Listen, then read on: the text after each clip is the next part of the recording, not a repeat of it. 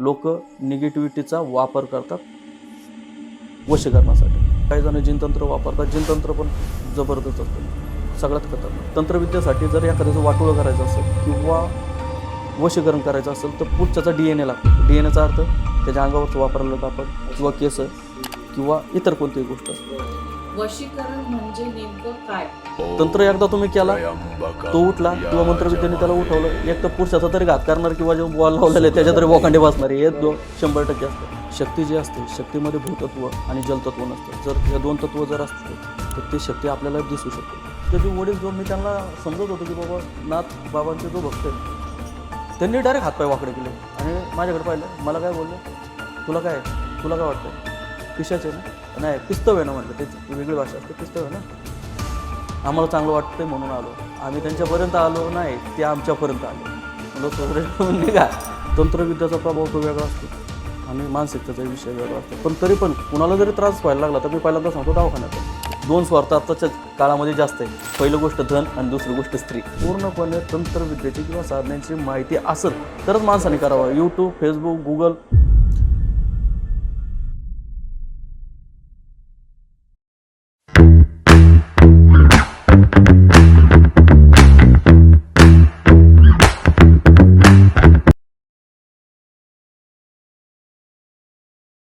नमस्कार. चर्चा घरच्या नवा विचार नवी दिशामध्ये तुमचं खूप खूप स्वागत. मी आहे डॉक्टर मुकेश जैन आणि माझ्यासोबत आहेत माझ्या कलिग डॉक्टर रश्मी शाह. मित्रांनो, आजचा आपला भाग वेगळा, रहस्यमय आणि भरपूर रोचक आहे. आज आपण एक अत्या व्यक्तीसोबत चर्चा करणार आहोत ज्यांच्या आयुष्यात ऊर्जा, साधना, तंत्र, मंत्र, रहस्य यांचं सगळ्यात एक अजब मिश्रण आहे. आज आपण जाणून घेणार आहोत या सर्वांची बाजू कुठली आहे, म्हणजे काय समज, काय गैरसमज, काय असत्य आणि काय सत्य जे लोक आपल्याला सांगत नाही. चला तर मग सुरुवात करूया आपल्या आजच्या मुलाखतीची. मित्रांनो, आज आपल्या सोबत आहेत पुणे मावळ तालुका येथील श्री महाकाली तांत्रिक शक्ती विद्यापीठ येथील श्री बिरनाथ महाराज म्हणजेच सुरेश सातकर महाराज. हे महाकाली तांत्रिक शक्ती पीठ हे महाराष्ट्रामधलं पहिलं मंदिर आहे जिथं कामाख्या देवी आणि 10 महाविद्या एकाच गाभाऱ्यात विराजमान आहे. शिवाय 8 भैरव इथे विराजमान आहेत. तर काय आहे या मंदिराचे रहस्य ते जाणून घेऊया आपण आजच्या व्हिडिओमध्ये, आजच्या पॉडकास्टमध्ये. तर चला सुरू करूया आजच्या एपिसोडला. व्हिडिओ शेवटपर्यंत नक्की पहा.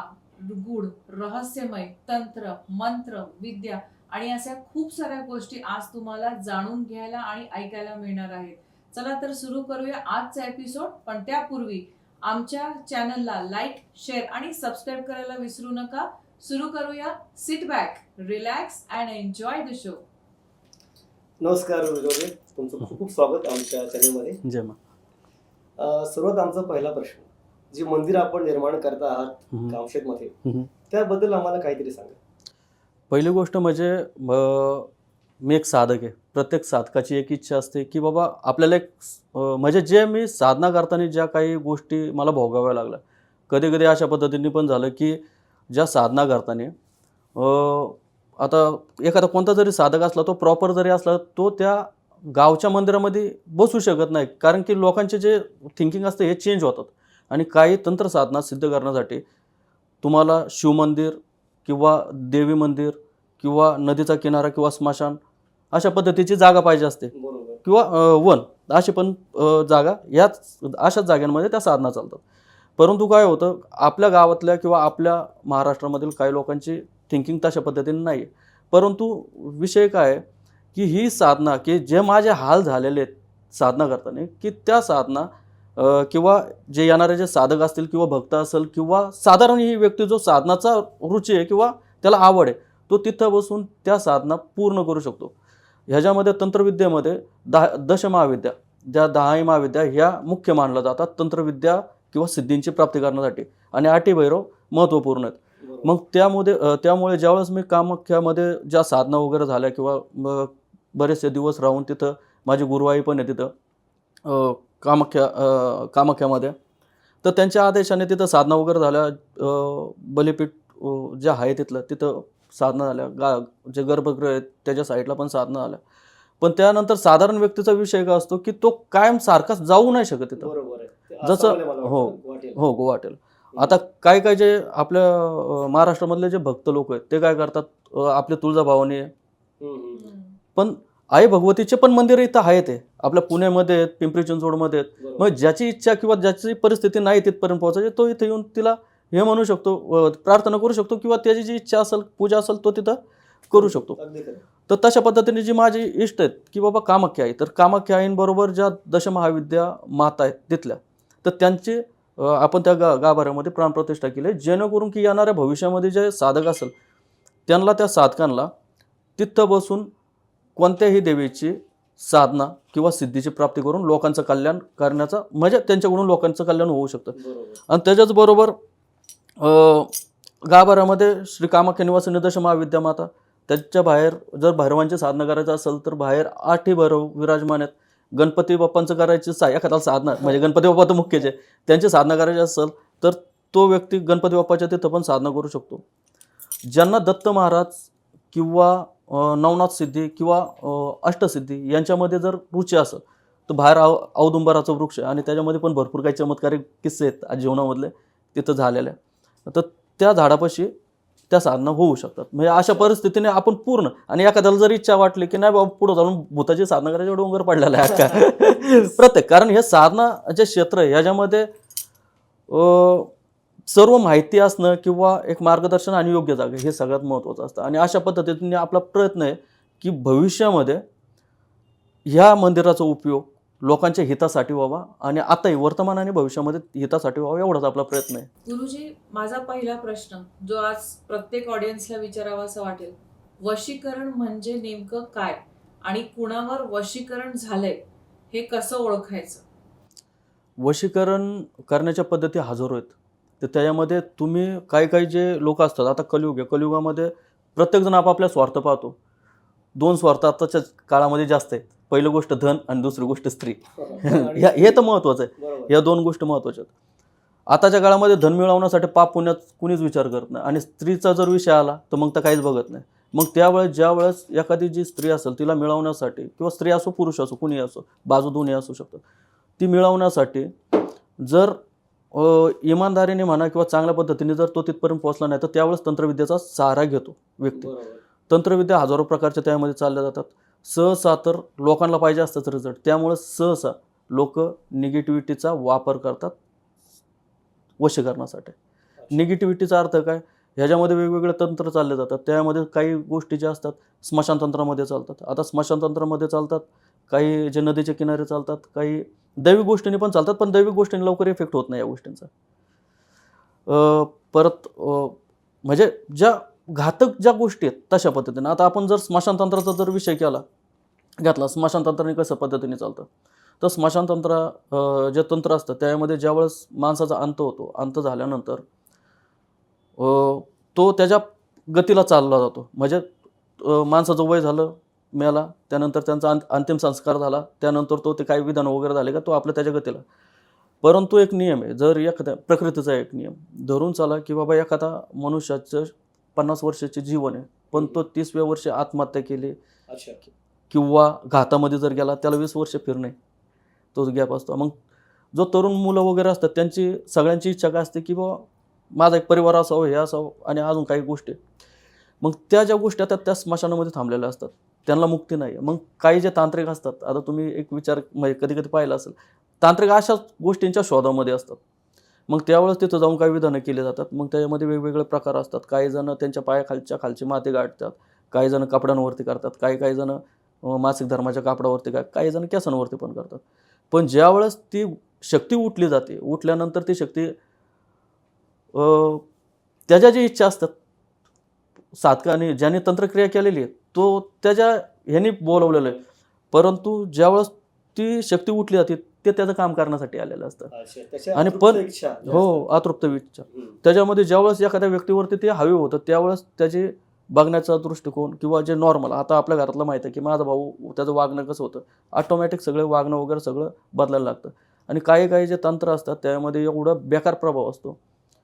जर स्वतःने जन्म दिलेले जरी मुलं असेल त्याचाही विचार पूर्ण म्हणजे हवे झाल्यानंतर पूर्ण करत नाही. एखादी जर मुलगी असेल तिच्या बापाने आतापर्यंत तिच्या बापाने तिला सांभाळले, बाप जरी म्हणला मी समोर तू आत्महत्या करतो मर म्हणणार. म्हणजे इतकं खतरनाक ती क्रिया असते. आणि त्याच्यामध्ये वेगवेगळे प्रकार असतात. स्मशानतंत्र झालं, काही जण जिनतंत्र वापरतात. जिनतंत्र पण जबरदस्त असते, सगळ्यात खतरनाक. म्हणजे काय? जिन म्हणजे एक शक्ती आहे, त्याच्यामध्ये आपण साध्या भाषेमध्ये आपल्या ह्याच्यामध्ये वीर म्हणले जातात, त्यांच्या ह्याच्यामध्ये जिन म्हणले जातात. हां, पण ते जिनमध्ये पण प्रकार असतात. त्यामध्ये जे चांगले जिन असतात किंवा चांगले धरून चालतात, चांगले लोक चांगलेच कामं करणार, वाईट लोक वाईट कामं करणार. मग त्यावेळेस जे काही खराब जिन असतात, आपल्या साध्या भाषेमध्ये खैस पण बोलतात त्याला. तशा पद्धती तशा पद्धतीच्या शक्ती असतात. त्यांचा सहारा घेऊनही अशा पद्धतीच्या वशीकरण वगैरे होतात.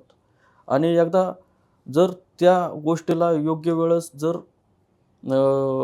त्याची तोड जर झाली नाही किंवा एखादा जाणकार व्यक्ती म्हणा किंवा कसं आहे तर झाली नाही, तर पुढची व्यक्ती एकतर आजाराने ग्रस्तित होत जाते हळूहळू, आणि किंवा मानसिकदृष्ट्याही पूर्ण खच्चीकरण होऊन जातं त्या गोष्टीचं. थोडक्यात एका माणसाच्या राहिलेल्या अतृप्त इच्छा आणि त्याला एखाद्या नेगेटिव्ह एनर्जी मिळालेली साथ एकत्र होऊन कुठेतरी त्याचा परिणाम होऊन जातो. हां, तुम्ही वशीकरणाचा जर विषय घेतला किंवा तंत्रविद्येचा अशाच पद्धतीने जर घेतला, शेवटी तुम्हाला नुकसान आहे हे नक्की.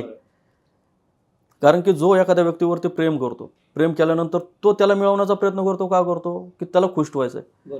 परंतु पुढे चालून ह्याच गोष्टींमुळे तो पूर्णपणे संपणार आहे याची जाणीव असणं गरजेचं असतं. अशा नेगेटिव्ह एनर्जीच्या जेव्हा घरात शिरकाव होतो, तर ते कसं कळतं आपल्याला की आपल्या घरात काही नेगेटिव्ह एनर्जी आहे किंवा तसं काहीतरी आपल्याला वेगळाच अनुभव द्यायला लागतो? हो, ह्याच्यामध्ये काही जे तंत्रक्रिया हे बघा, दोन पद्धती असतात. कधी कधी एनर्जी पहिल्यांदा वास्तूमध्ये पण कधी कधी प्रॉब्लेम असतो, कधी कधी बाहेरून पण येतात. बाहेरून पण कधी कधी ज्या एनर्जी असतात ते असतात, कधी कधी तंत्रक्रियाचा पण प्रभाव असतो. पण ओळखणं म्हणजे काय, आता धरून चाला की बाबा एखादी शक्ती घरामध्ये जर घुसल्यानंतर जशा पद्धतीने आपण तर पाहू शकत नाही त्यांना, धरून चाला की साधारण लोक बघू शकत नाही, पण ते तुम्हाला पूर्णपणे जाणीव करून देत राहणार की जेणेकरून की मी इथं आहे. म्हणजे एखादा जर व्यक्ती, आता एखादी स्त्री आहे तिच्यावरती हवी आहे किंवा त्या घरामध्ये आहे, तर स्त्री असेल स्वयंपाक करत असेल, कळणार की इथं काहीतरी होतं, साईडने निघून जाणार. एक काळी छाया म्हणा किंवा त्यामध्ये वेगवेगळे प्रकार असतात. ती शक्ती कोणती आहे त्याच्यावरती सगळं निर्भर असतं. परंतु जशा पद्धतीने जे दैविक ज्या शक्ती असतात, आता आपण नाथबाबांचं जर बोललो, नवनाथ महाराज किंवा दत्त महाराज, ज्यावेळेस ते आले का त्यावेळेस चंदनाचा चाफ्याचा वास वगैरे येतो. तशाच पद्धतीने देवी असेल तर ह्याचा वास येतो, फुलांचा वास येतो. तशा पद्धतीने स्मशानतंत्र जर असेल तर जळलेलं मांस किंवा साडलेलं मांस किंवा जर बेकार ताकद असेल तर जसा गटारचा जो स्मेल असतो त्या पद्धतीने पण स्मेल होतो. त्याच्यामध्ये वेगवेगळे प्रकार, जशी शक्ती तशा पद्धतीचा भास होत राहतो. गुरुजी, सामान्य माणसाला सर्वात जास्त उत्सुकता असते हे जाणून घेण्याची की ब्लॅक मॅजिक म्हणजे काय, आणि नक्की हे ब्लॅक मॅजिक कोण कसं करू शकतं, त्याचे उपाय काय, किंवा काय होतं एक्झॅक्टली जर कुणावर ब्लॅक मॅजिक केलं तर. ब्लॅक मॅजिकचा अर्थ किंवा काळी जादूचा अर्थ किंवा तंत्रविद्येचा अर्थ, ह्याचा अर्थ एकच होतो की तुमच्या, हे बघा, आताच्या काळामध्ये किंवा ह्यांची उत्पत्तीच यासाठी झाली होती की शिवमहादेवाच्या महादेवाने किंवा नवनाथ बाबांनी ह्या तंत्रमंत्र यंत्रांची उत्पत्तीच यासाठी केली होती की जे कलियुगातली जी लोक आहेत, कलियुगातली ह्याचे उपयोग तर पहिल्यापासूनच होत आलेले आहेत, पण अवघड गोष्ट सहजपणे ते सिद्ध करणं. मग ते षटकर्म असतात, त्यामध्ये स्तंभन, मारण, मोहन, उच्चाटन, वशीकरण, विद्वेषण या पद्धतीचे कर्म असतात. पण तुम्ही एक्झॅक्ट त्याचा वापर कसा करताय त्याच्यावरती निर्भर असतं. आता काही लोक, एक साध्या पद्धतीने सांगतो तुम्हाला, ज्यावेळेस तंत्रविद्या चालते, तंत्रविद्येसाठी जर एखाद्याचं वाटोळं करायचं असेल किंवा वशीकरण करायचं असेल तर पुढच्याचा DNA लागतो. DNAचा अर्थ त्याच्या अंगावरचं वापरलेलं कापड किंवा केस किंवा इतर कोणतीही गोष्ट, कारण की त्याला आपला घाम लागलेला असतो, बरोबर, आणि त्यानंतर त्याच्यावरती जाऊन त्या क्रिया केल्या जातात. मग ते वशीकरण असू शकतं किंवा त्याचं मारण असू शकतं. मग तशा पद्धतीने ते क्रिया करतात. म्हणजे शत्रू आहे, शत्रूला जर संपवायचं म्हटलं तर तशा पद्धतीने जर केलं तर ते शत्रूपर्यंत निर्भर नसतं ते. कारण की ज्यावेळेस त्या व्यक्तीचा, आता स्मशानतंत्रामध्ये एखादं जर तंत्र चाललेलं आणि त्याचा DNA एखाद्या बावलीमध्ये, एक शॉर्टकटमध्ये सांगून देतो मला, काही जे तंत्र असे चालतात की जो स्मशानभूमीमध्ये ठेवलेला जो नैवेद्य असतो त्या नैवेद्यामध्ये म्हणजे भात त्याची बाहुली बनवली जाते. त्या बाहुलीमध्ये त्याच्या छातीमध्ये ते केस वगैरे म्हणा किंवा कापड म्हणा ते टाकलं जातं. बरं. ते टाकलं जातं. पहिल्यांदा जो शातिर जो असेल तो त्याला गायब म्हणजे ते भात वगैरे गायब करतो, कारण ते खाद्य स्मशानातल्या शक्त्यांसाठी ठेवलेलं आहे. मग त्यावेळेस ते त्यामध्ये त्या पोटामध्ये ते केस वगैरे हे करून ते गाडले जातात. त्याच्यानंतर त्याच्यावरती काही मंत्रांचे जाप होतात. म्हणजे ते सुकतं. भात हे आपण बाहुली बनवल्यानंतर सुकलेले असते. त्यानंतर त्यामध्ये तो प्रयोग केला जातो आणि त्यानंतर ते गाडले जातात. परंतु ह्याची पूर्ण माहिती असणं गरजेचं असतं. नाहीतर पूर्ण हे बघा, तंत्र एकदा तुम्ही केला, तो उठला किंवा मंत्रविद्येने त्याला उठवलं, एक तर पुरुषाचा तरी घात करणार किंवा जे बॉल लावलेले आहे त्याच्या तरी बोकांडे बसणार हे बरोबर. 100% असतं. पण अशा पद्धतीने लोकांची वाईट करता येतात, लोकांचं चांगलंही करता येतं. तुम्ही केसांच्या मार्फत एखाद्याचं चांगलंही करू शकता, अच्छा. वाईटही करू शकता. पण लोक त्याचा उपयोगच वाईटासाठी चालवलेला आहे. म्हणून त्याला कारण की जुने जे भक्त होते, लक्षात ठेवा, जे संत होते, कधी कुणाचं वाईट करत नव्हते. अगदी बरोबर. आता कलियुग आहे, त्यांना पण ह्या विद्या अवगत हो होत्या. होत्या, पण ते कुणाचं वाईट करत नव्हते. एखाद्याला काहीतरी रोग झालाय, तो आला तर मंत्राने पाणी अभिमंत्रित केलं, दिलं, झालं. हां, फक्त तो पुढचा साधक जोपर्यंत त्याच्या कोण वाटत जात नाही तोपर्यंत तो कुणाचं वाईट करत नव्हता. बरोबर. हां, अशा पद्धतीने असायचं. पण आताच्या काळामध्ये काय आलं, पैसा. बरोबर. जिकडं पैसा भेटणार माणूस तिकडं वळणार. अशा पद्धतीने आता त्याचा वापर व्हायला लागला. पण शेवटी कर्म आहे, कर्म कुणाला चुकत नाही. या हाताने करायचं, या हाताने फेडायचं आहे. अशा पद्धतीने या गोष्टी चालतात. मग जे आपण दशमहाविद्याबद्दल बोललो होतो, तर या दशमहाविद्यांबद्दल आम्हाला काही सांगा की त्यांचं आणि हे तंत्रमंत्र एकाच प्रकार आहे, तर त्याचा उपयोग कोणी कसा करू शकतो? आणि त्या दशमहाविद्या म्हणजे नेमक्या कुठल्या कुठल्या महाविद्या आपण त्यात पकडू? दशमहाविद्या आईंचं जे स्थान आहे, आपल्या कामाख्या निवासिनी दशमहाविद्या आईंचं स्थान आहे. ज्यावेळेस साधक साधना करायचा प्रयत्न करतो, तर त्यावेळेस प्रत्येक देवीचे अनेक रूप असतात. जसं काली आलं, काली, स्मशानकाली, गुहकाली, कामकाली, धनकाली, याच्यामध्ये त्यांचं रूपांतर असतं. तशा पद्धतीने मातंगी जर देवी म्हणलं तर मातंगीचं राजमातंगी, फक्त मातंगी, राजमातंगी, कर्णमातंगी ह्याचे भेद झाले. म्हणजे त्यांचे पण भेद आहेत. पण साधक जर साधना करायचा प्रयत्न करत असेल तर तुम्ही त्या मंदिरामध्ये फक्त संकल्प ठेवून जर ते बाहेर जरी बसला, गाभाऱ्याच्या बाहेर जरी बसला, पण आईच्या छत्रछायेखाली, तर त्यामुळे सिद्धीची प्राप्ती लवकर साधकाला होते.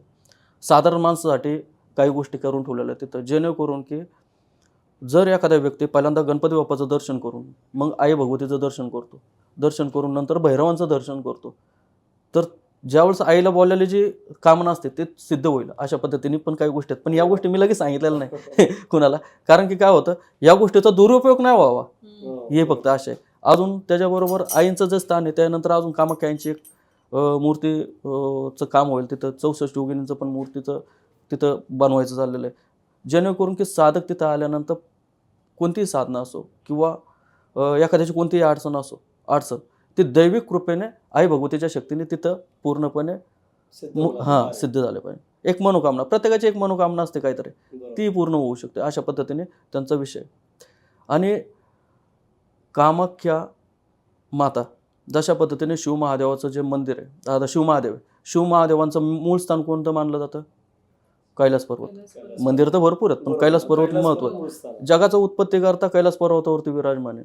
आणि तशाच पद्धतीने प्रत्येक जीवाला जन्म देणारी शक्ती ती नीलांचल पर्वत म्हणजे कामाख्या तिथं विराजमान आहे. प्रत्येक जीवाला तिथूनच जन्म घेणे आणि तिथंच विलीन होणे, मग तो जीव असो किंवा शक्ती असो. आणि आई भगवतीचे जे साधक म्हणजे आई भगवतीला पूजणारे देव, दानव, यक्ष, किन्नर, भूत, राक्षस सगळेजण तिचे पुजारी आहेत. त्यामुळे तिच्या छत्रछायेखाली आपण कोणत्याही शक्तीला आवाहन करून म्हणजे त्यांच्या आज्ञेने करून लोकांच्या कल्याणासाठी त्याचा वापर करू शकतो. आणि आपला हेतू एवढाच आहे फक्त, आपला वाईट हेतू नाही, ना पैशाचा, ना कशाचा. आपला हेतू काय, जीवनामध्ये आल्यानंतर एक काहीतरी अशी गोष्ट असावी की ते त्याच्यामुळं लोकांचं कल्याण होत राहावं. त्यामध्ये तुमचं नाव निघणार आहे. तुम्ही किती पैसा कमावला, तुम्ही करोडोने कमावला, कोणी विचारणार नाही भविष्यात. वेळ आले तर कधी कधी पोरं पण नाही विचारणार, सया मार, पहिल्यांदा पप्पा सया मारा, अशा गोष्टी असतात. परंतु ज्यावेळेस भविष्यामध्ये आपण जरी नसलो आणि ज्यावेळेस तिथे एखाद्याची कामना पूर्ण झाली किंवा एखादा संकटातून बाहेर निघाला, तर त्यावेळेस माणूस आपल्या आठवण काढणार की ह्या व्यक्तीने ही गोष्ट करून ठेवलेली आहे. आणि या कलियुगामध्ये ह्या गोष्टींची गरजच आहे. हो. आणि मी कुणाला हे नाही म्हणत की बाबा तुम्ही ह्या गोष्टी माना. जोपर्यंत एखाद्या व्यक्तीवरती तो कोणताही शिकलेला असो, सवरलेला असो, जोपर्यंत त्याच्यावरती ती वेळ येत नाही तोपर्यंत त्याला कळत नसतं की या गोष्टी काय आहे. अगदी बरोबर. आणि पण डॉक्टर असून सुद्धा एक डॉक्टरच्या पलीकडे जग आहे, सायन्सच्या पलीकडे एक जग नक्कीच आहे, ज्याबद्दल आपल्याला फार कमी माहिती आहे. आणि ती फार अफाट अशी ती, तो म्हणतो ना आपण, दायऱ्याच्या पलीकडचा एक भाग असतो तो तसा. म्हणजे जसं तुम्ही मगाशी म्हटलं ते आम्हाला खूप आवडलं की कुणावर काही आजारपण आलं किंवा आजारपणाचं संकट आलं तर पहिले डॉक्टरांना दाखवा, दवाखान्यात जा. ते महत्वाचं आहे. हा. ते महत्वाचं आहे. कारण प्रत्येक गोष्ट तंत्र नाही आहे. बरोबर. प्रत्येक गोष्ट तंत्र नाही. एखाद्याच्या डोक्यामध्ये असतं नाही बाबा मला हे झालं मग कुणीतरी काय पहिल्यांदा डॉक्टर अगदी. किंवा पहिल्यांदा, आणि त्यानंतर जर जास्त काही होत असेल तर कुणाला तरी किंवा जाणकार असेल तर ते पण भरोशातले. आता पण भरपूर काही गोष्टी चालू आहेत ह्याच्यामध्ये.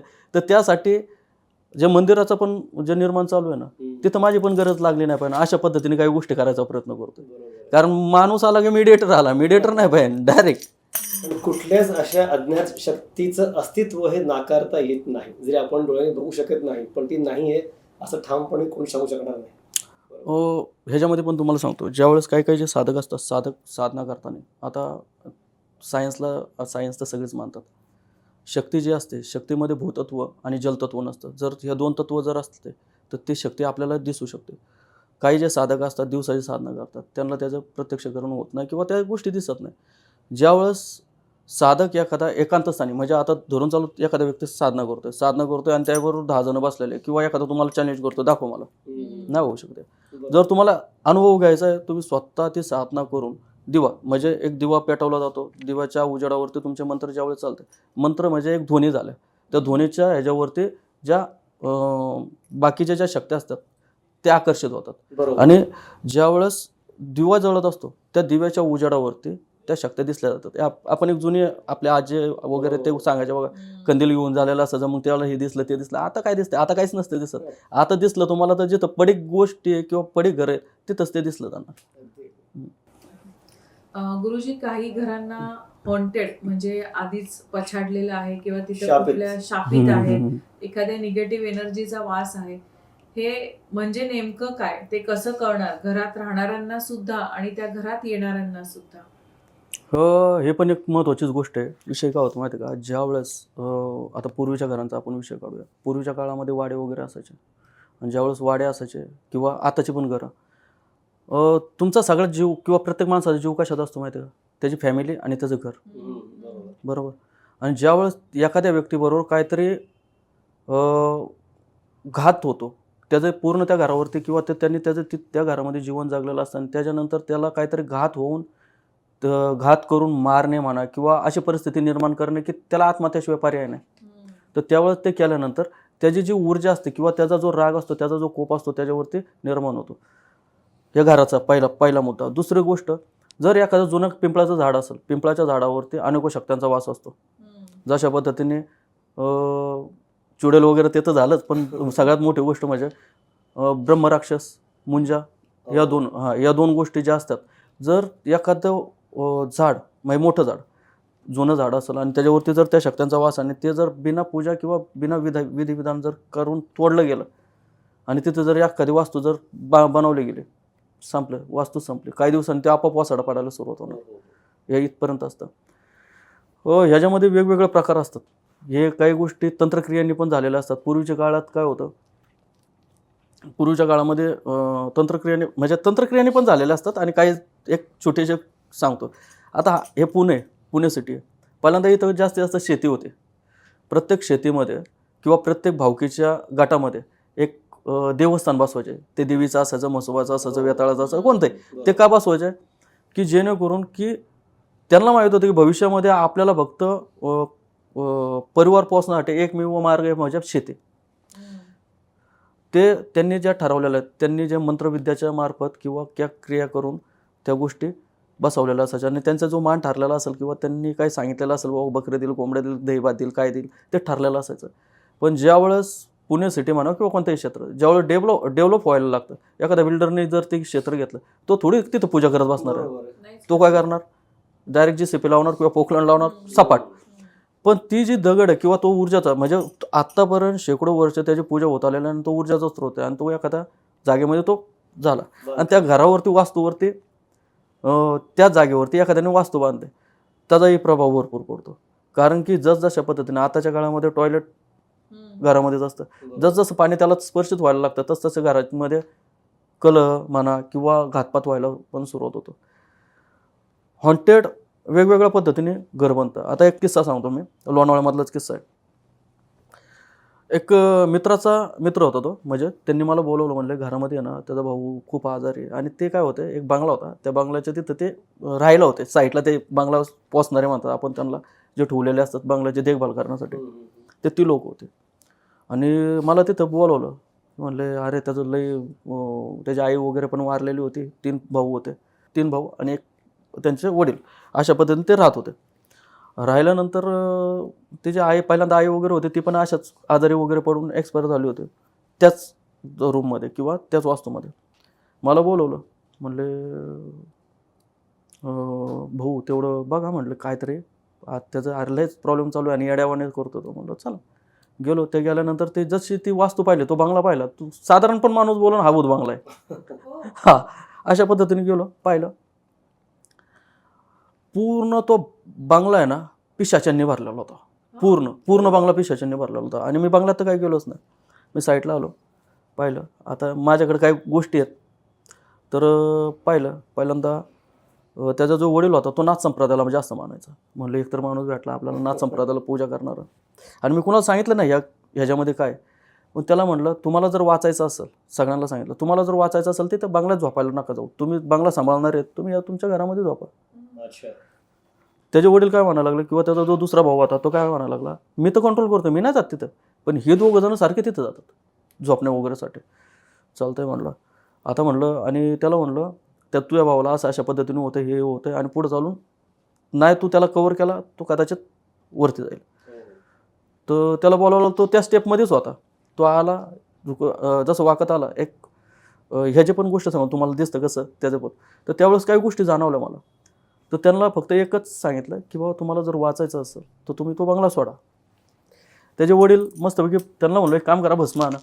भस्म आणला. त्याचे वडील असे बाहेर बसलेत, माझ्या शेजारीच बसलेत. मी भस्मावरती मी काय केलं, आता म्हणलं यांना आपलं भस्म वगैरे अभिमंत्रित करून कवच वगैरे करूया, फक्त यांच्यापुरतं. त्याला तिथं काय बंगला आपल्याला छाडायचा नव्हता. फक्त मंत्र घेतला, मंत्र म्हणायला सुरुवात केली. जसं मंत्र म्हणले तसं त्याचे वडील, जो मी त्यांना समजत होतो की बाबा नाथ बाबांचे जो भक्त आहे, त्यांनी डायरेक्ट हातपाय वाकडे केले आणि माझ्याकडे पाहिलं. मला काय बोललं, तुला काय वाटतंय, पिशाचे ना, नाही पिस्तव आहे ना. म्हटलं ते वेगळी भाषा असते, पिस्तव आहे ना, आम्हाला चांगलं वाटतंय म्हणून आलो आम्ही. त्यांच्यापर्यंत आलो नाही, ते आमच्यापर्यंत आले. म्हणलं सुरेश म्हणून निघा. मग त्यावेळेस फक्त त्या पोराला फक्त कवच केलं. माझ्या मित्राचा जो त्याला मानत होता त्याला त्याच्यापुरतं हे केलं.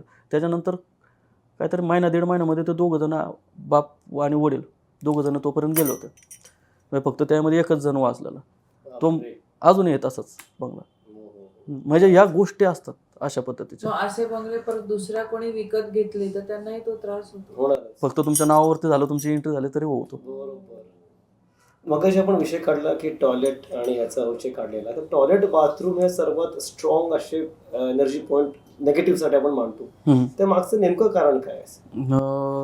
ह्याच्यामध्ये प्रत्येक गोष्ट एक ऊर्जाचा स्रोत असतो. आपण पिंपळाचं झाड झालं, वडाचं झाड झालं, एक मंदिर झालं.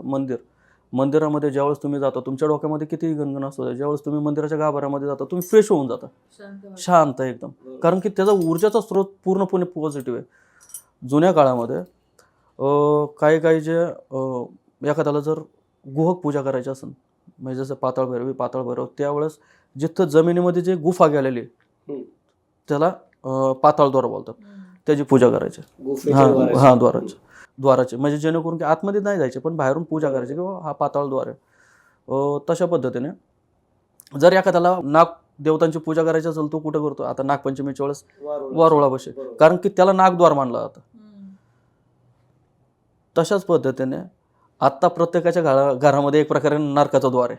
कशा पद्धतीने, ज्यावेळेस आपण जे घरामध्ये जो पाईप आलेला आहे तो पूर्णपणे त्याचे जो घाण असते या तुमच्या घराच्या खाली थांबलेली, आणि त्यामुळं प्रत्येक गोष्ट एका शक्तीला अट्रॅक्ट करते. टॉयलेटचा जो पाईप म्हणता तुम्ही, जमिनी खाली असतो, हो, पाईप म्हणा किंवा ते टाके म्हणा, ते पूर्ण घाण साचलेले असतात आणि त्याच्यावरती निगेटिव्हिटी ताकद येते. पण त्यामध्ये जर थोडाफार वास्तूचा त्रास असेल किंवा घरातली लोक जर स्वच्छतेची काळजी घेत नसेल तर ऑटोमॅटिक निगेटिव्हिटी यायला टाईम लागत नाही. किंवा बाहेरून जरी आली घाण टाकत असेल ती पहिल्यांदा आसरा पकडणार टॉयलेटचा. अच्छा. ह्या गोष्टी असतात. पण सहसा तर सातकाने ह्या गोष्टींपासून किंवा लोकांनी ह्या गोष्टीपासून वाचण्यासाठी बाथरूम झालं हे स्वच्छ असणं किंवा त्याच्या आसपास कापूर किंवा मीठ ठेवणं, जे भीमसेन वगैरे कापूर असतो. कारण की ह्या ज्या शक्ती असतात ह्या कापराच्या वासावर येतच नाही. कारण कापसाचा जो वास कापूरचा जो वास असतो हा पवित्र असतो. तर त्यामुळे त्या वासावरती थांबतच नाही त्या गोष्टी. म्हणजे बाथरूम मध्ये ठेवायचं का हो. आणि मीठ दोन्ही? हो, दोन्ही. आधीमध्ये तो कापूर काय होतो उडून जातो काही दिवसांनी. बरोबर. उडून गेल्यानंतर परत तो बदलत राहायचा. तर त्याने तो जो वास ज्यावेळेस फिरतो तर त्यावेळेस फिरल्यानंतर त्या कापराच्या वासावर ते निगेटिव्हिटी ज्या घाण टाकते असतात ज्या आतापर्यंत जास्तीत जास्त लेडीज लोकांना मुलींना त्याचा जास्त त्रास असतो त्याच्यापासून रक्षण होऊ शकतं. मग हा सर्वात जास्त त्रास मला वाटतं जे असतात लेडीज घरात सारख्या, हा जो टॉयलेटची निगेटिव्ह एनर्जी आहे त्यांच्यावरच जास्त मला वाटतं प्रभाव शक्यता आहे जास्त व्हायची. हो, त्यांच्यावरती जास्त. आणि एक शक्तीचा एक नियम असतो. ज्यावेळेस साधक यक्षिणी सिद्धी करतो, यक्षिणी सिद्धी तांत्रिक ज्यावेळेस यक्षिणी सिद्धी करतो, कर्णपिशाचिनी सिद्धी करतो, जर ती यक्षिणी असेल किंवा भूतनी असेल किंवा कर्णपिशाचिनी असेल, ती जर साधकाने पत्नीच्या स्वरूपामध्ये जर सिद्ध केली तर साधक कोणत्याही परस्त्रीला हात लावू शकत नाही किंवा कोणत्याही परस्त्रीबरोबर जाऊ शकत नाही. आणि जर जायचा प्रयत्न केला एक तर ती स्त्री त्याच्यापासून दूर जाणार किंवा मारली जाणार किंवा ह्याने जर जास्त नाटक केलेस किंवा साधक पण मारला जाऊ शकतो. अच्छा.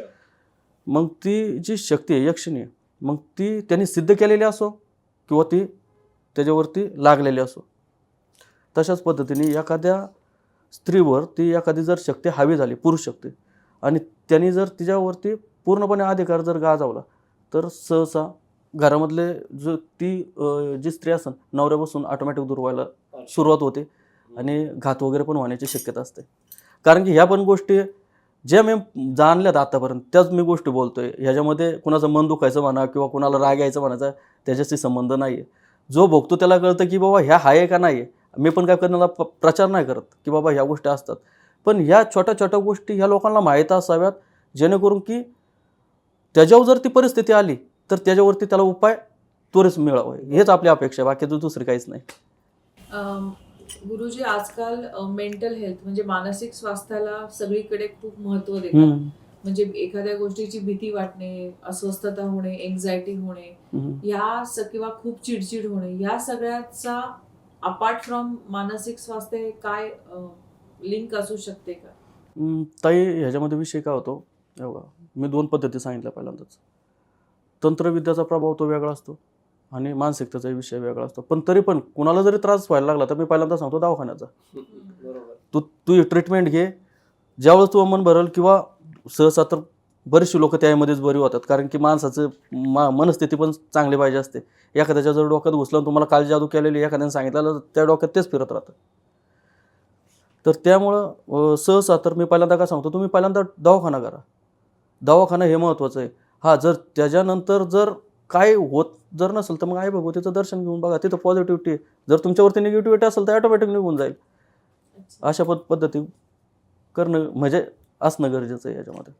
आपण मगाशी हे बघितलं की एका स्त्रीवर म्हणा किंवा पुरुषांवर घरातल्या निगेटिव्ह एनर्जीमुळे त्रास होतो, त्याच्या वैयक्तिक म्हणजे त्याच्या मृत्यू म्हणा किंवा आजारपण म्हणा, पण हा कुठेतरी फायनान्शियल त्यांचा प्रॉब्लेम असेल त्याच्यावर सुद्धा असर त्याचा दिसतो का? म्हणजे ते तर महत्त्वाचं आहे. बघा, जास्त प्रमाणात पैसा हे मिळणं जाणं प्रत्येक वेळेस मी बोलत असतो, तुम्ही तुमच्या परिवाराला सुखी कधी ठेवू शकता जेव्हा पैसा असेल पैसा त्यावेळेस. असेल तेव्हा. त्यामुळे जर एखाद्यावरती तंत्रक्रिया झाली तर पहिला फटका असतो फायनान्शियल वरती. पहिल्यांदा तुम्हाला खच्चीकरण करायला सुरुवात होणार आणि नंतर मग तुम्हाला माहिती आहे की आपण काही गोष्टी तुमच्यामध्ये जो स्टॅमिना आहे किंवा तुमची जी कला आहे त्याच्यापासून आपण काही पैसे लावल्यानंतर आपण त्याला डबल करू शकतो, टेबल करू शकतो किंवा आपण त्याच्यापासून बिझनेस चालू करू शकतो. ते करायला गेलं का उलट कर्ज व्हायला सुरुवात होते. याच्यामध्ये अंगावरती कर्ज व्हायला सुरुवात होते आणि हळूहळू इथपर्यंत स्थिती होती की माणूस कर्जाचा डोंगर होतो. पण कधी सगळ्याच गोष्टी अशा नसतात की बाबा ते तंत्रक्रियाचे. कधी माणसाचं नशीब पण असतं. आता माणूस जर 10 वाजता उठणार दिवसभर करणार काय, ही पण स्थिती आहे ना. पण ज्यांच्यावरती आतापर्यंत तंत्रक्रियांचा प्रभाव झाला त्यांच्यावरती ह्या गोष्टी फायनान्शियलीपासूनच सुरुवात होतात.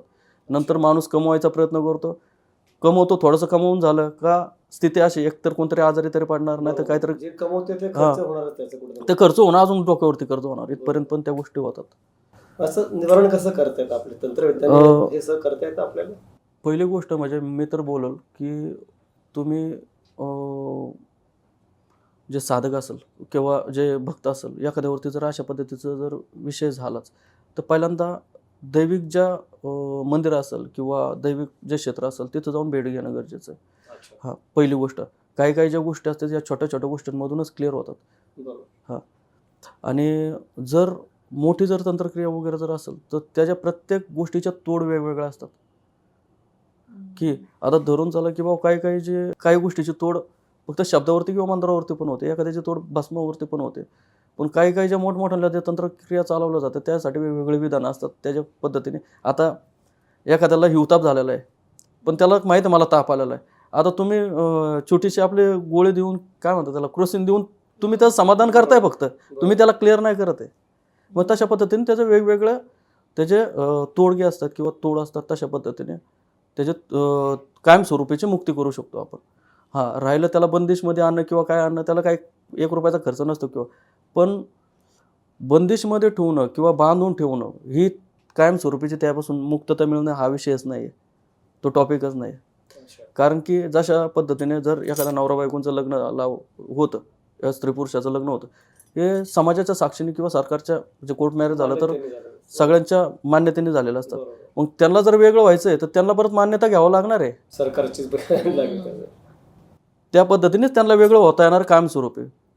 जर तंत्रक्रिया जरी एखाद्यावरती जर चाललेलं असेल तर त्याला तशाच पद्धतीने ते तोड करावं लागणार आहे. इतर वेळेस फक्त भांडणं जर झाले, नवरा बायको वेगळे राहू शकतात, संबंध तुटत नाही, अशा पद्धतीने त्याचा विषय असतो. तुम्ही अशी कधी कुठली केस हाताळली आहे का ज्यांना बघून तुम्हाला असं वाटलं की त्यांच्यावर काही बसलंय, त्यांच्या मागे काहीतरी आहे, किंवा काहीतरी अशी पॅरानॉर्मल ऍक्टिव्हिटी आहे, पॅरानॉर्मल त्याच्या सायन्स दिसतात, वेगळं काहीतरी, तर आम्हाला तुमचा असा एखादा अनुभव सांगता? मी ह्याच्या अगोदरच तुम्हाला ते आता बंगलाचा एक विषय सांगितला. आता ह्या ज्या शक्ती असतात हे तुम्हाला एक्झॅक्ट काय असतं म्हणजे मी सांगायचा प्रयत्न करतो. सगळ्यात मोठी गोष्ट, ज्यावेळेस आई आणि वडील दोघांच्या मिलनामधून ज्यावेळेस मुलाची प्राप्ती होते किंवा मुलगा होतो, तर त्यावेळेस आईबापाचे DNA त्यामध्ये उतरलेले असतात आणि त्यावेळेस त्याचा स्वभाव आईबापासारखाच असतो, शॉर्टकटमध्ये जर बोलायला गेलं तर. ज्यावेळेस तुम्ही एखाद्या दैविक गोष्टीची किंवा दैविक शक्तीची साधना करता मंत्रांद्वारे, तर त्यावेळेस त्याच्या ऊर्जाचा स्रोत तुमच्यामध्ये उतरला जातो. आणि त्यानंतर आता धरून चला मनुष्य हा अदृश्य शक्ती नाही बघू शकत, पण शक्ती आधी धरून चला आई महाकाली भरपूर काय करू शकते. मग ज्यावेळेस आपण त्यांची साधना करतो तर त्यांचे गुण आपल्यामध्ये उतरलेले असतात. त्यांचे गुण कोणते?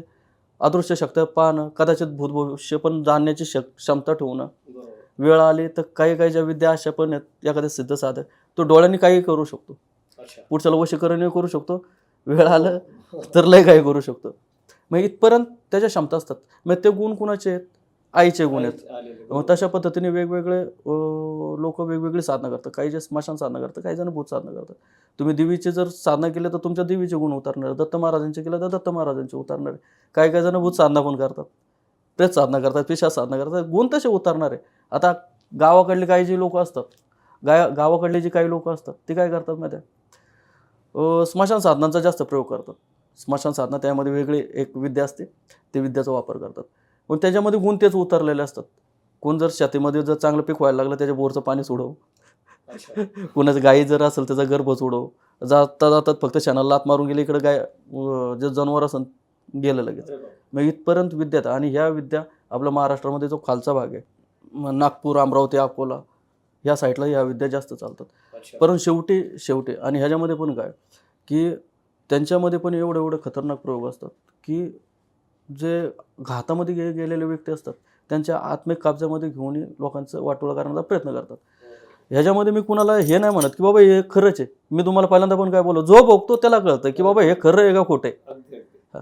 आणि त्यासाठी आतापर्यंत भरपूर आता आपण आपल्याकडं, आणि एखादा जर व्यक्ती बोलला ना, नाही बाबा हे खोटं आहे, मला काही प्रॉब्लेम नाही आहे, पुढचा कोण जर करत असेल, पुढचा फ्रीमध्ये पुढचा व्यक्ती जर एखादा त्यांना क्लिअर करत असेल, आपल्याकडे आणले, आपण त्याला म्हणणार बाबा बावून जा, विशेष नाही. आपल्या लोकांचं चांगलं करायचं आहे किंवा त्याला क्लिअर करायचं आहे, तो आपण करू किंवा ते करू, कुणी करू, करणं गरजेचं आहे फक्त.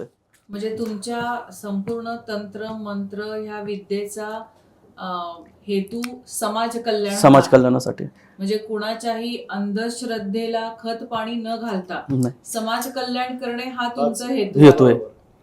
बाकी काय नाही. अजून एक हा विषय होता की आपण ह्या प्रत्येक मंत्रात बरंचसं सामर्थ्य असतं, जे दुसऱ्याचं वाटोळ म्हणा किंवा नुकसान आपण करतो. हम्म. पण कधी कधी चुकीच्या पद्धतीने जर कोणी एकाचा मंत्र उच्चार केला की दुसरं नुकसान करायचा प्रयत्न केला आणि त्यात काही चूक झाली, तर जो मंत्र करतोय त्याचं पण काही नुकसान होऊ शकतं का? होणार ना. आता तुम्हाला एक गोष्ट सांगतो. ज्यावेळेस तुम्ही राजाला सिद्ध करताना, आता धरून चाला शिव महादेवाची कोणतरी पूजा करते आणि त्यांनी शाबर मंत्राचा वापर करतो किंवा एखाद्या मंत्राचा वापर करतो, तो वापर करताना त्यावेळेस तुम्ही त्यांना सिद्ध करताय. सिद्ध करताय म्हणजे त्यांचा DNA तुमच्यामध्ये ऊर्जा तुमच्यामध्ये उतरणार आहे. पण ज्यावेळेस आता काही जे मंत्र असे असतात, आई भगवतीची साधना 1 वर्षाची असते, ते 1 वर्षाची 1.5 तासाची साधना असते.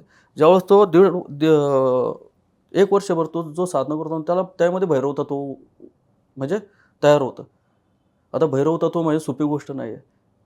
ते तत्व त्यामध्ये जागृत होतं आणि त्याच्यामध्ये भरपूर काही शक्त्यांचा तो स्वामी बनला जातो. तर ज्यावेळेस प्रत्येक जे मंत्र असतं, आता ज्यावेळेस आपण एखादा शिव महादेवाला जर एखादा जर सिद्ध करत असेल, तर त्यावेळेस त्या शक्त्यांना पण माहीत असतं. एक जुनी गोष्ट बघा, एखादा ऋषीमुनी जर तपाला बसला, पहिल्यांदा इंद्रदेव घाबरायचे, ते त्याच्यामध्ये अडचण आणायचे. त्यांना माहिती आहे उद्या हा जर सिद्ध झाला, देवाला जर उभं गेला, माझी गादी मागायला बसलाय, तर त्यामुळे ते पहिल्यांदा प्रयत्न करायचे. तशाच पद्धतीने काही ज्या शक्ती असतात ते त्यांना टॉर्चर करायला सुरुवात करतात, त्या साधनेमधून उठवण्याचा प्रयत्न करतात. आणि जर साधक त्या साधना जर त्यांनी मधून जर सोडली तर त्याचे साईड इफेक्ट चालू आहे. कारण तुम्ही शक्तीला आव्हान केलेलं आहे, तुम्ही करा, एकतर करायचं तर पूर्ण करा, नाहीतर मग नादी लागू नका. पहिला मुद्दा. काही मंत्रांमध्ये नियम आणि अटी असतात. त्या आसनावरती बसल्यापासून तर आसनावरून उठसपर्यंत सगळे नियम फॉलो करावे लागतात. आणि जीवनामध्ये जीवनामध्ये म्हणजे साधना काळामध्ये त्याची पवित्रता पाळणं गरजेचं असतं. हे गोष्ट आहे, हे पण महत्त्वाची गोष्ट आहे. आणि काही जे साधक असतात की बाबा स्मशान भैरव झालं, बसला घरामध्ये जर तू स्मशान भैरवांची साधना केलं, स्मशान घुसणारच ना घरामध्ये, वाटच लागणार आहे. आहेत ना काही जे आहेत. आता ज्या आई भगवतीचे जर साधना करायची आहे तुम्हाला, तर पहिली गोष्ट म्हणजे त्यासाठी मी मंदिराचा विषय काढला. उग्र विद्यांचा वापर, उग्र मंत्रांचा वापर जर तुम्ही घरामध्ये करताय, तर तुमच्या घराचा वाट लागणं हे लागण्याचे. त्यामध्ये जर चुकी झाली तर काही जे मंत्र असतात त्यामध्ये शाबर मंत्रांमध्ये या प्रत्येक म्हणजे जे कोण शक्ती असेल किंवा एखादं दैवत असेल त्यांना शपथी दिल्या जातात. कुणाला आईच्या दुधाची शपथ दिली जाते, कुणाला त्याच्या गुरुची शपथ दिली जाते, कुणाला एखादं जर शक्ती आहे मग शिव महादेवाची शपथ, ह्याची शपथ, हनुमान महाराज असेल तर तुला तुझ्या गुरुची शपथ, वस्तादाची शपथ. आता तुम्हाला जर मी एखादी गोष्ट माहितली, भाऊ मला हे द्या, तुम्ही म्हणणार घ्या. तुम्हाला कॉलर पकडले, हे दे, तुम्ही देणार, पण नंतर म्हणणार तू फक्त वेट. ही अशी स्थिती त्याच्यामध्ये पण असतं. आणि ह्या म्हणजे माझं म्हणणं आहे, जर पूर्णपणे तंत्रविद्येची किंवा साधनांची माहिती असेल तरच माणसाने करावं. यूट्यूब, फेसबुक, गुगल संकट आणण्याचं. कारण की असे पण किस्से झालेले आहेत. एक ऑस्ट्रेलियावरून एक मला फोन आला होता आणि असे 2-3 किस्से झाले. ऑनलाईन दीक्षा घेतली त्यांनी काही फीज वगैरे असेल ते दिले त्यांनी, आणि महाकाली मातेची साधना सुरू केली. आणि महाकाली मातेच्या साधनेमध्ये भरपूर काही नियम आणि अटी असतात. दिवा कोणत्या तेलाचा लावण्यापासून पुढं काय पाहिजे, कोणतं फूल पाहिजे, कोणती माळ पाहिजे, आसनाच्या खाली काय पाहिजे, इथपर्यंत सगळे नियम असतात. आणि एकदम शांत डोक्याने सौम्य पद्धतीने ती साधना करावी लागते. चूक भूल थोडी पण चालत नाही. त्यामध्ये चूक भूल झाली तर साईड इफेक्ट भोगायला तयार राहायचे. या अशा पद्धतीचे साधनं असतात. आता त्यांनी आपल्या गुरुला सांगितलं असेल की बाबा गुरुने सांगितलं असेल असं मंत्र जाप हे कर, ह्याने आपलं चालू केलं असेल, मध्ये टॉयलेटला उठ, याला उठ, त्याला उठ. 41 दिवसाची साधना होते. 41 ना 21व्या दिवशी त्यासमोर प्रेत येऊन बसलं. प्रेत येऊन बसलं आणि तो पूजा करतोय, म्हणजे मंत्र चालू, पण प्रेत साईडला येऊन बसायचं त्याच्या. 41वा दिवस झाला, ते प्रेतच डायरेक्ट त्याच्यावरती हावी झालं पूर्ण. आणि भारतीय पोरगा होता, बाहेर देशामध्ये कामाला गेलेला, चांगले चाललेले होते, पूर्ण वेळा झाला. तो घराच्या बाहेर निघून देत नव्हती ती गोष्ट त्याला. इथपर्यंत म्हणजे पूर्ण माहिती असेल तरच घुसायचं, नाहीतर घुसून काय फायदा नाही. दुसऱ्याचं नुकसान करता तुमचं पण स्वतःचं तंत्र आहे. एकदा तुम्ही जर वशीकरण करायला गेले किंवा एखाद्याचं वाटोळं करायला गेले किंवा एखाद्या शक्तीला आव्हान करायला गेले, याचं वाईट होऊ दे किंवा याचं हे होऊ दे किंवा हे वशीकरण होऊ दे, तुम्ही मंत्राचं केलं किंवा मंत्रच नाही, त्यामध्ये वेगवेगळे तोडगे पण असतात. ते जर तुम्ही करायला गेले आणि त्यामध्ये एकदा थोडी जरी चूक झाली, तुम्ही आव्हान केलेलं पुढच्या शक्तीला, एक तर तो तुमच्या तरी वाखांडी बसणार नाही तर त्याच्या तरी बसणार, हे फिक्स आहे. गुरुजी, आपण खूप साऱ्या विषयांवर बोललो, तंत्र मंत्र विद्या, त्याची रहस्य सगळं. पण एका सर्वसामान्य माणसाने, पुरुषाने, स्त्रीने, त्या फॅमिलीने आपला बिझनेस आणि आपलं घर याला या निगेटिव्ह एनर्जी पासून, या शक्ती, अशा शक्ती ज्या त्यांना अपाय करणार आहेत त्यांच्यापासून वाचण्यासाठी रोजच्या तुमच्या दैनंदिन जीवनामध्ये काय केलं पाहिजे, सोपे उपाय की ज्याच्याने अशा शक्तींचा त्यांना त्रास होणार नाही? पहिली गोष्ट म्हणजे जास्तीत जास्त घरामध्ये पहिल्यांदा पहिलीचे लोक कसे असायचे, पहिल्याच्या जो घराचा परिसर कसा असायचा, पहिल्यांदा घराच्या बाहेर तुळस असायची, नंतर गोठा असायचा, नंतर मग बैठक असायची, त्यानंतर मग तुमची रूम वगैरे असायचे. कारण की एखादी निगेटिव्हिटी जर आली तर पहिल्यांदा तुळस, नंतर घराच्या समोरचं कुत्रं किंवा जनावरांवरती जायचे. आता तसं काहीच राहिलेलं नाही, डायरेक्ट एंट्री झाली. तरी पण आताच्या काळामध्ये काही काही जे लोक असतात कोळं वगैरे बांधतात. कोळं म्हणजे साधारण भाषेमध्ये त्याला 5 बकऱ्याची दावण बोलतात. हां, लोक मग तर निगेटिव्हिटी जर आली एखादी तर त्याला जाऊन धडकते पहिल्यांदा. हां, धडकते आणि ज्यावेळेस ती निगेटिव्हिटी धडकते त्यावेळेस ते फुटतं. हां, हे त्याचं लॉजिक आहे. पपई असते, पपईच्या जर बियाचं तोरण बनवून 108 बियांचं जर तोरण बनवून दरवाजा जरी लावलं, कोणतीच निगेटिव्हिटी तुमच्या घरामध्ये घुसू शकत नाही. पहिला मुद्दा हां, पपईंच्या बिया. दुसरी गोष्ट, जर साधक किंवा एखादा व्यक्ती त्याला जर असं वाटत असेल की बाबा माझ्यावरती काहीतरी मॅजिकचा किंवा ह्याचा किंवा निगेटिव्हिटीचा प्रभाव होतोय, तर त्यांनी काय केलं पाहिजे, 4-5 पपयाच्या किंवा 7-1 पपयाच्या बिया छातीच्या जवळ ठेवलं किंवा ताईतमध्ये भरून जरी घातलं तरी पण होतं. ज्याला राजयोग पाहिजे असेल, राजयोग एखाद्याची इच्छा असते, बघा प्रत्येक झाडामध्ये रहस्य दडलेलं आहे. जर एखाद्याला राजयोग वगैरे पाहिजे असेल किंवा त्याला असं वाटत असेल किंवा आपलं चांगलं होत राहावं, एखाद्या औदुंबराच्या झाडाला 21 दिवस किंवा 41 दिवस किंवा 11 दिवस 9 अगरबत्त्याला पाणी घालून 9 अगरबत्त्या लावून 9 प्रदक्षिणा करायचे. प्रदक्षिणाचा पण अर्थ होतो तुम्ही त्या झाडाची ऊर्जा तुमच्यामध्ये घेताय. आणि 11 दिवस झाल्यानंतर एक कोणत्याही शुभमुहूर्तावरती जाऊन पहिल्यांदा झाडाला आवाहन करायचं, मी तुमचं मूळ न्यायला येतोय, ते न्यायला येतोय, ते तुम्ही मला आज्ञा द्यावी. आणि सूर्य उजाडायच्या अगोदर त्या मुळीचा तुकडा, छोटासा जमिनीतल्या मुळीचा तुकडा घेऊन त्या तुकड्याला चांदीच्या किंवा सोन्याच्या ताईतमध्ये भरून जर गाळ्यामध्ये घातला तर ज्या वृक्षावरच्या शक्त्या, मी मगाशी पण एक विषय बोललो, पिंपळावरच्या शक्त्याचा दोष लागू शकतो, तशा पद्धतीने त्या शक्त्या आपल्याला सदैव सहकार्य करतात. पण ह्याच्यामध्ये सहकार्य करण्याचा अर्थ असा नाही, असं पण आहे की माणूस झोपून सहकार्य नाही होणार. त्याने त्यामध्ये कर्म करणे गरजेचं असतं. अगदी बरोबर. माझं असं म्हणणं की असं बळी वगैरे देण्यापेक्षा असे बाकीचे उपयोग जर बघा काय होतं, जास्त बरं पडेल. ज्या पूर्वीच्या काळामध्ये काही म्हणजे पूर्वीचा जो काळ होता त्यावेळेस नरबली द्यायचे जुन्या काळामध्ये. पण काही जे ऋषीमुनी होते त्या ऋषीमुनींनी काय विचार केला, उद्या आपली म्हणजे मनुष्य जातीच राहणार नाही, तर मग त्यांनी सगळ्यांनी विचार करून एक म्हणजे छोट्या छोट्या गोष्टी हे करून मग एक विचार केला की बाबा जे नारळ हा पण नॅचरली आहे, त्याला पण नाक आहे, डोळे आहेत, पाणी आहे. मग त्यावेळेस जे दैवत असेल त्याला कुंकू लावून कुंकवाचा टिक्का लावून तो नारळ फोडून त्याच्यावरती पाणी शिपडलं जायचं, मग ते रूपांतर रक्तामध्ये व्हायचं. म्हणजे तुम्ही नारळ पण ही एक बळीच आहे. हे पशूंची हत्या करणं म्हणा किंवा इतर काही गोष्टी करण्यापेक्षा त्याचा वापर म्हणजे तुम्हाला दैवाची पूजाच करायची, त्याला प्रसन्नच करायचं ना, मग तुम्ही नारळ फोडू शकता, लिंबू फोडू शकता, त्याच्यामध्ये कोळ असतं, कोळाचे बळी देऊ शकता, भोपळ्याचे बळी देऊ शकता.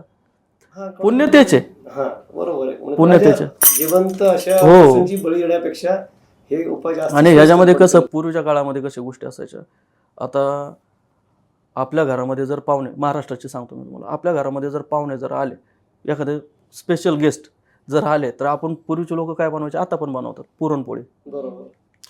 मग देवी बसली किंवा देवीचं काही कार्यक्रम असेल तर आताही तेच करतात, पुरणपोळी. मग त्यावेळेस काही जे आदिवासी भाग होते, जंगली भाग होते, त्यामध्ये त्यावेळेस त्यांना पोळ्या वेळांचा काही विषयच नव्हता, त्यांचं काय शिकारीवरती काम चालायचं.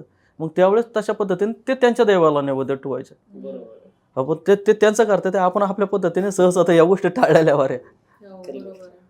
गुरुजी, आज तुमच्याशी बोलून आम्हाला खूप साऱ्या नवीन गोष्टी जाणायला मिळाल्या. आनंद ह्या गोष्टीचा आहे की अंधश्रद्धेच्या मागे न लागता आपल्या विद्येचा, आपल्या ज्ञानाचा उपयोग तुम्ही समाज कल्याणासाठी करणार आहात. हे सर्वात महत्त्वाचं आहे आजच्या पॉडकास्टचा विषय आणि ते ऐकूनच आम्हाला खूप बरं वाटलं. प्रत्येकाने आपल्या भोवती असलेली निगेटिव्हिटी दूर करणे आणि कुणाचंही नुकसान न करणे हा एक आपण आज मेसेज आपल्या प्रेक्षकांना देतोय. आज वेळात वेळ काढून आज तुम्ही आमच्या चॅनलवर आलात त्यासाठी तुमचे जय मा भगवती. खूप खूप धन्यवाद. जय मा. थँक्यू. एकच लोकांना सांगू इच्छितो की अंधश्रद्धाच्या बळी न पडता एकच गोष्ट स्वीकारायला हरकत नाही की या सायन्सच्या पलीकडं पण एक जग असतं जे बऱ्याच वेळा आपल्याला त्याबद्दल काहीच माहीत नसतं, पण त्याचं अस्तित्व आपल्याला नाकारता येत नाही. पण तरीही त्याच्या पूर्ण आहारी न जाता शांत डोक्याने आणि सामंजस्यपणे सगळा विचार करून ह्या गोष्टी कराव्यात, जेणेकरून तुमचंही नुकसान होणार नाही आणि तुम्हाला बी कोणाचं नुकसान करता येणार नाही. तर आजचा हा एपिसोड तुम्हाला कसा वाटला हे आम्हाला कमेंटमध्ये नक्की सांगा. अजून असे काही एपिसोड तुम्हाला बघायचे असतील आणि तुम्हाला कुठले नवीन विषय हवे असतील तर कमेंटमध्ये सांगायला विसरू नका. भेटूया लवकरच एका नवीन एपिसोडमध्ये नवीन गेस्ट सोबत. तोपर्यंत बातों में एक मुलाकात किसी खास के साथ आणि चर्चा बिर्चा या आमच्या चॅनलला लाईक, शेअर आणि सबस्क्राईब करायला विसरू नका. भेटूया लवकरच. तोपर्यंत नमस्कार.